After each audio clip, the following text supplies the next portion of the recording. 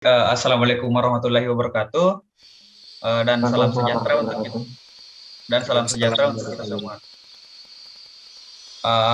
Baik, perkenalkan nama saya Armin Hasni dan juga rekan saya. Perkenalkan nama saya Imran Fadila Solihin. Perkenalkan nama saya Muhammad Noval Hikmat. Nah, kami ini adalah perwakilan dari program studi D3 Teknologi Telekomunikasi. Nah, baik. Kami di sini ingin memperkenalkan apa sih itu D3 Teknologi Telekomunikasi. Nah, mungkin bisa dijelaskan sama M. Raihan Fadilah. Pertama kita mulai dari apa sih itu Telkom University. Telkom University atau Universitas Telkom adalah perguruan tinggi swasta di Indonesia. Kampus utama TELU terletak di Kabupaten Bandung, Jawa Barat. Telkom University sendiri menjadi perguruan tinggi swasta peringkat 1 berdasarkan Webometrics edisi Juli 2019 dan masih memegang predikat tersebut sampai tahun 2021 ini.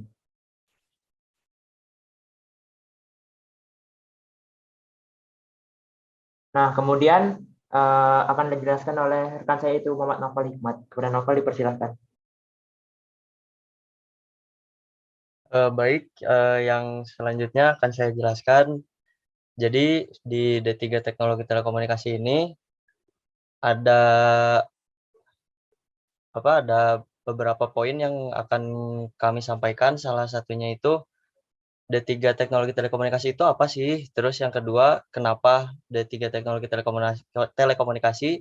Dan yang ketiga, prospek kerja dari D3 Teknologi Telekomunikasi ini sendiri, dan yang terakhir untuk bidang keahlian dari D3 Teknologi Telekomunikasi itu sendiri.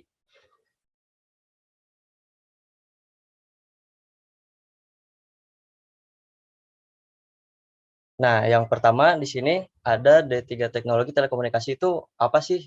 Nah, D3 Teknologi Telekomunikasi ini atau Diploma 3 Teknologi Telekomunikasi atau biasa juga dikenal sebagai Digital Connectivity yang memiliki akreditasi A merupakan jurusan atau prodi yang cukup lama berdiri di kampus Universitas Telkom.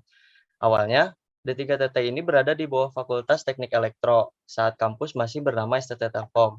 Tapi semenjak STT Telkom berubah menjadi Telkom University, D3 ini berada di bawah naungan Fakultas Ilmu Terapan. Next.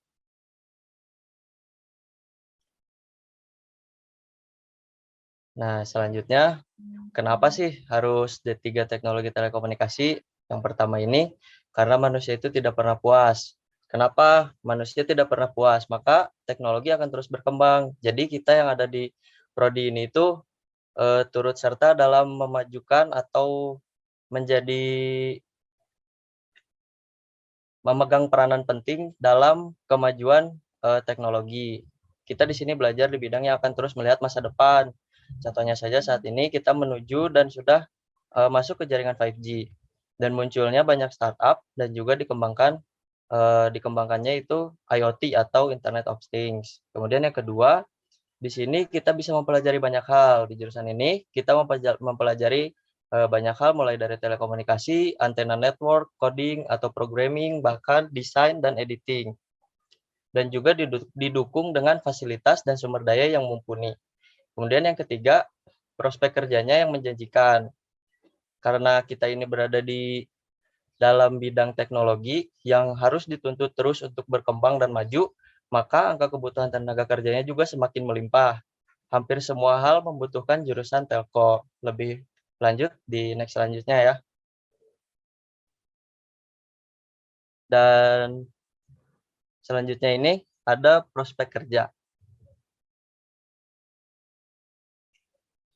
Nah, untuk prospek kerjanya ini, pada jurusan teknologi telekomunikasi ini sendiri itu cukup luas karena mempelajari banyak hal yang membuat kesempatan kita menjadi lebih terbuka. Banyak kesempatan seperti telekomunikasi, jaringan elektronik halus remah, IT, artificial intelligence, dan big data, bahkan desain dan editing. Kemudian jika ingin mengabdi pada negara, eh, dari prodi ini juga ada lowongan kerja usaha swasta yang cukup banyak, apalagi di usaha milik negara atau BUMN. Pemerintah pun mendukung usaha tersebut. Yang paling terkenal itu ada di Telkom Indonesia, PLN, LAN, Inti, dan beberapa bank di BUMN.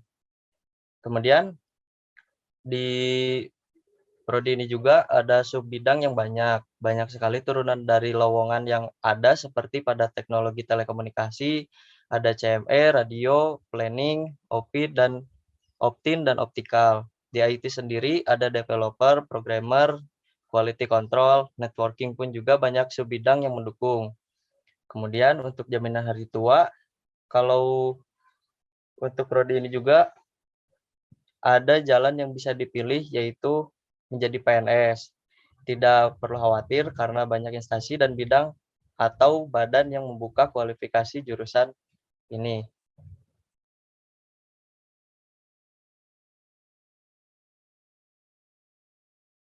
Nah, yang selanjutnya, bidang-bidang di jurusan ini juga ada di bidang operator, vendor, subkon, dan tower provider. Untuk operator yang seperti kita tahu, seperti Telkomsel, Tri, Axis, XL, Smartfren, Indosat, dan yang lain-lainnya. Dan untuk vendor-vendornya juga ada Ericsson, Huawei, ZTE, Cisco, NEC, Samsung, Nokia, dan Fiberhome.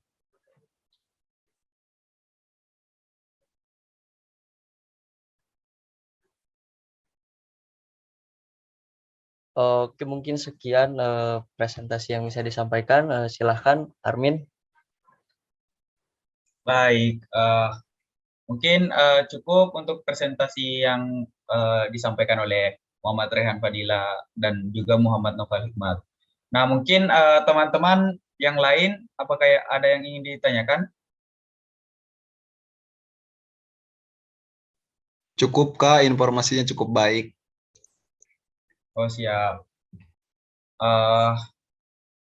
Mungkin cukup yang dapat kami sampaikan. Wabillahi taufiq wal hidayah. Wassalamualaikum warahmatullahi wabarakatuh.